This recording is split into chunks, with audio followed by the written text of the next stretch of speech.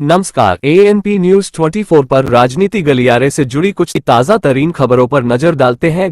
हिमाचल प्रदेश के मंडी लोकसभा सीट से भाजपा उम्मीदवार कंगना रनौत ने राजस्थान के जोधपुर में रोड शो दौरान कहा, हम भाजपा को लेकर पूरे देश में बहुत आश्वस्त हैं और मोदी जी का 400 पार का संकल्प हम कड़ी मेहनत करके पूरा करेंगे।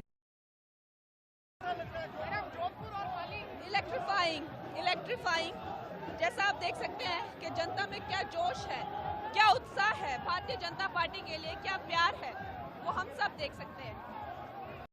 हम बीजेपी को लेकर सारे भारत में बहुत आश्वस्त है। 400 पार का संकल्प है और हम कड़ी मेहनत करके मोदी जी का ये संकल्प पूरा करेंगे। जय श्री राम।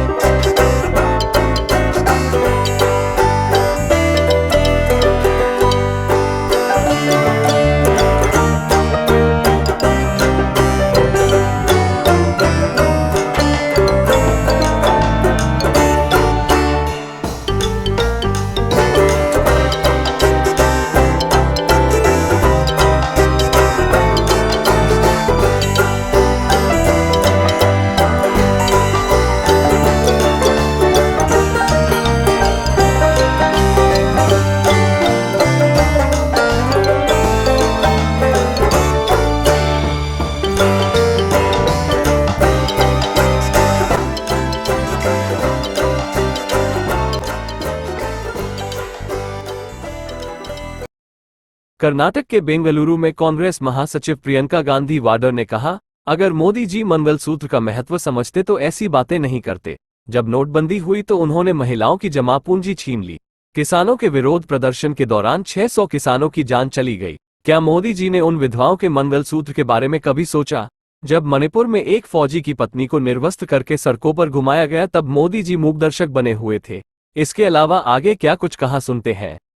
कैसी कैसी बहकी बहकी बातें पिछले 2 दिनों में अब ये शुरू हुआ है कि कांग्रेस पार्टी चाहती है कि आपके मंगलसूत्र और आपका सोना आपसे छीन ले। 70 सालों से ये देश स्वतंत्र है। 55 सालों के लिए कांग्रेस की सरकार रही है। किसी ने आपसे सोना छीना, आपके मंगलसूत्र छीने? इंदिरा गांधी ने अपना सोना, जब जंग हुई थी, अपना सोना देश को दिया। मेरी मां का मंगलसूत्र इस देश को कुर्बान हुआ है। मोदी जी मंगलसूत्र का महत्व समझते तो वो ऐसी अनैतिक बातें नहीं करते। किसान पर कर्ज चढ़ता है तो उसकी पत्नी अपने मंगलसूत्र को गिरवी रखती है। बच्चों की शादी होती है या दवाई की जरूरत होती है तो महिलाएं अपने गहने गिरवी रखती हैं। ये बात ये लोग नहीं समझते और इसका प्रमाण ये है कि जब नोटबंदी हुई और महिलाओं की बचत इन्होंने ली, इन्होंने कहा कि बैंकों में पहुंचाओ, तब मोदी जी कहां थे? तब मोदी जी क्या कह रहे थे? ले रहे थे आपसे। जब देश में उन्होंने कहा कि कल से लॉकडाउन हो जाएगा और सारे मजदूर पूरे देश भर से, बेंगलोर से भी, यूपी, बिहार, अलग अलग जगहों में पैदल निकले क्योंकि इन्होंने ट्रेनें बंद कर दी, बस बंद कर दी। तब जब खाना नहीं मिल रहा था शहरों में, जब कोई चारा नहीं था, तो महिलाओं ने अपने गहने, अपनी बचत गिरवी रखी। तब मोदी जी कहां थे? किसान आंदोलन हुआ, 600 किसान शहीद हुए। उनकी विधवाओं के मंगलसूत्र के बारे में सोचा मोदी जी ने? मणिपुर में एक जवान की बीवी को का वस्त्र हरण करके पूरे देश के सामने चलाया। मोदी जी चुप थे, कुछ नहीं बोले। उसके मंगलसूत्र के बारे में नहीं सोचा उन्होंने, पलक नहीं झपकाई उन्होंने। और आज चुनाव के लिए, वोटों के लिए महिलाओं को ऐसी बातें कर रहे हैं, डरा रहे हैं ताकि डर के वो वोट दें। शर्म आनी चाहिए उनको, शर्म आनी चाहिए। कर्नाटक लोकसभा चुनाव 2 चरण में होने हैं। 26 अप्रैल के पहले चरण में हो रहे आमजन लोकसभा मतदान से पहले पुलिस ने मंगलुरु शहर की सड़कों पर जन संरक्षण हेतु किया फ्लैग मार्च। बता दें, कर्नाटक लोकसभा के दूसरे चरण का चुनाव 7 मई को होना है और जिसके नतीजे 6 जून को निकलेंगे।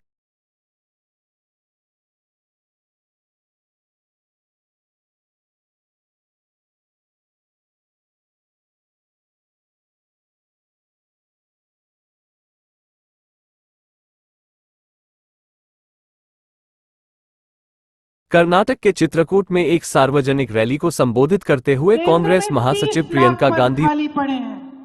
आपसे बहुत बड़े बड़े वादे किए गए कि 2 करोड़ नौकरियां बनेंगी, सबको रोजगार मिलेगा, खेती से कमाई दुगनी होगी, लेकिन वो वादे पूरे नहीं हुए। बहनें यहाँ बैठी हैं, आप जानती हैं कि महंगाई कितनी बढ़ गई है। आप जानती हैं कि जब आपको दुकान जाना पड़ता है कुछ खरीदने के लिए तो कितनी मुश्किल होती है।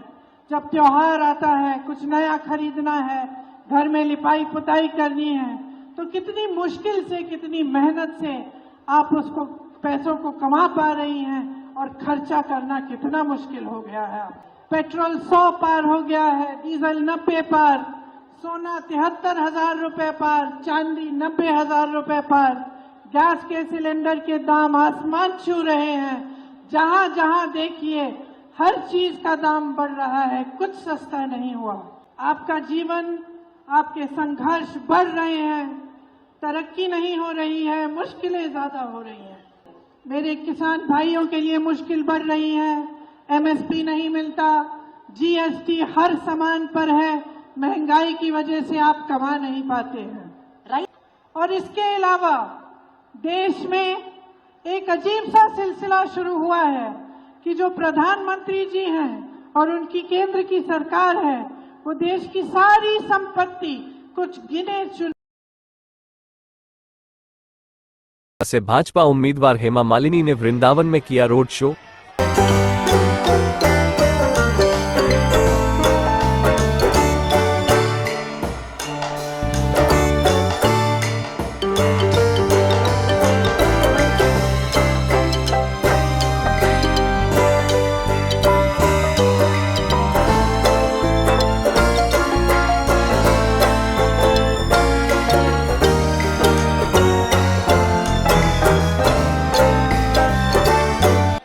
शराब नीति मामले में मुख्यमंत्री अरविंद केजरीवाल की गिरफ्तारी और जेल में उन्हें इंसुलिन दिए जाने पर विवाद को लेकर आप नेताओं, कार्यकर्ताओं और उसके डॉक्टरों के विंग ने किया जोरदार विरोध प्रदर्शन।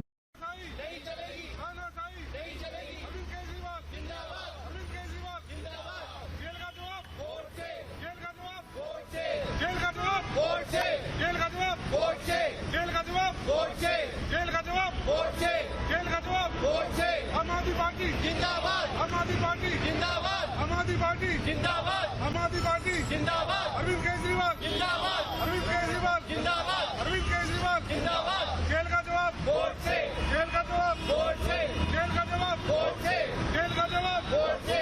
तानाशाही नहीं चलेगी, तानाशाही नहीं चलेगी, तानाशाही नहीं चलेगी, तानाशाही नहीं चलेगी, तानाशाही नहीं चलेगी। जेल का जवाब वोट से, जेल का जवाब वोट से, जेल का जवाब वोट से, जेल का जवाब वोट।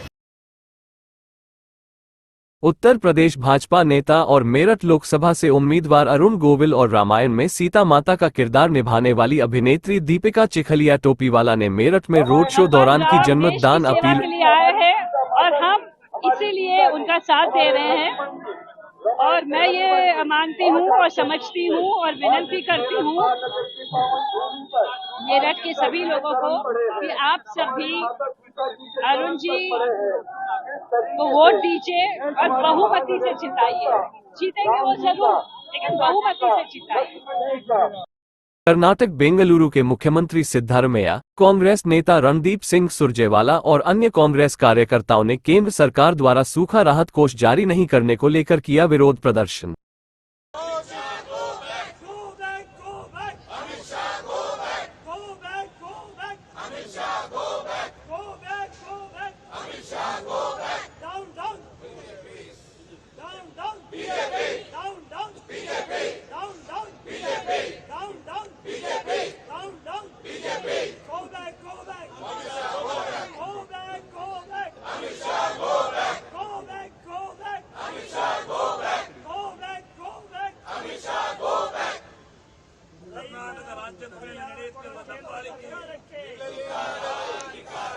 ರೈತರಿಗೆ ಪರಿಹಾರ ಕೊಡದ ಕೇಂದ್ರ ಸರ್ಕಾರಕ್ಕೆ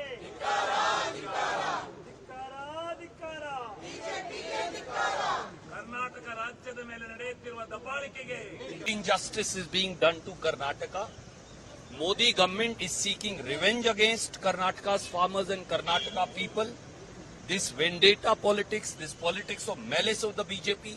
Amit Shah is coming today. He has no right to set his foot on the soil of Karnataka without releasing 18,172 crore. That's why our Chief Minister is sitting here. Justice for Karnataka will have to be done. Modi government's enmity towards Karnataka has to end. Sir, the central government said we will give in Supreme Court. We are the ones who filed the case. Why have they not given? Why? How can Amit Shah come to Karnataka without releasing our money?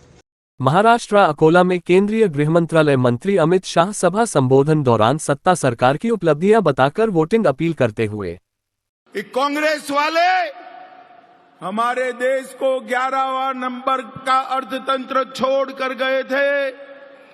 Narendra Modi ji ने 5वें number पर लाया और अकोला वालों तीसरी बार प्रधानमंत्री बना दो। 5वें नंबर से तीसरे नंबर पर लाने का काम हमारा मोदी जी करेंगे। जब अर्थतंत्र तीसरी जगह पे आता है तो फायदा किसका होगा? फायदा युवा का होगा, महिला का होगा, किसान का होगा, पिछड़े वर्ग का होगा, दलित का होगा, आदिवासी का फायदा होने वाला है। 3 करोड़ लखपति दीदी बनाने हैं। और भाई और बहनों, महाराष्ट्र वालों ने संकल्प करना है महाराष्ट्र की हर सीट से मोदी जी की झोली में कमल डालना है। कमल डालना है। में कमल डालना है। एक ही मकसद है, इनको चुनावों में उनको जेल में डालना है। देश की जनता इस तानाशाही का जवाब देगी। 21 मार्च की रात को जिस तरीके से एक चुने हुए मुख्यमंत्री को केंद्र सरकार के इशारे पे ईडी ने गैर कानूनी तरीके से अरेस्ट किया, एक ऐसे केस में जो 2 साल से वो दुनिया भर की छानबीन कर रहे हैं, हमारे कई नेता जेल में हैं, उसके बावजूद भी एक नए रुपए की रिकवरी नहीं हुई है। लेकिन अभी इलेक्टोरल बॉन्ड के माध्यम से जो फैसला आया है उससे पता चला कि ऐसे अप्रूवर जिसकी स्टेटमेंट में अरविंद केजरीवाल जी को अरेस्ट किया गया है, उसने 60 करोड़ रुपए रिश्वत दी है भारतीय जनता पार्टी को। एक साजिश है ये। और साजिश क्यों है?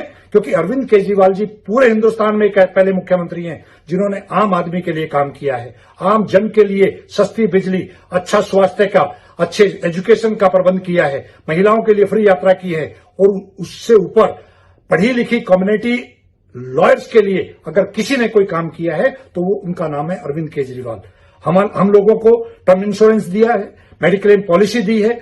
हम लोगों के लिए, आपको ध्यान होगा, हमारे चैम्बर्स में सब्सिडाइज रेट पे बिजली मिलती है। वो काम किसने किया है? अरविंद केजरीवाल जी ने किया है।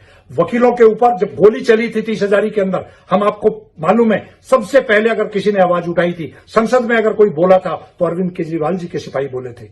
तो ऐसे अरविंद केजरीवाल जी के खिलाफ जिस तरीके का एक षड्यंत्र रचा गया है, लॉयर्स कम्युनिटी ने निर्णय लिया है कि हम केजरीवाल जी के साथ खड़े हैं। केजरीवाल जी के साथ जो ज्यादती हो रही है उसके लिए हम कोर्ट में भी और रोड पर भी अपनी आवाज उठाएंगे। जय हिंद। ANP न्यूज 24 पर दिल्ली से वरिष्ठ संवाददाता अनीता गुलेरिया द्वारा राजनीतिक गलियारे पर खास रिपोर्ट।